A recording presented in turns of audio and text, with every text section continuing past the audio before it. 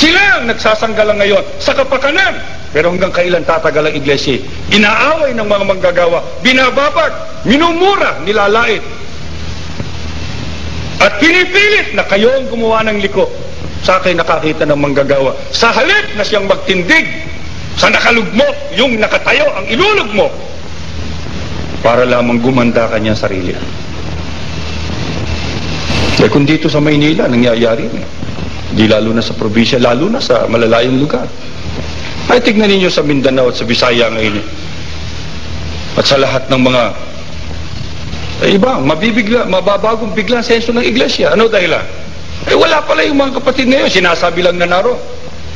Sino ho may gawa niyan? Yung magdarayang manggagawa. Hindi yung kapatid. Yung kapatid magkamali man, hindi sinadya. Yung ministro sinasadya.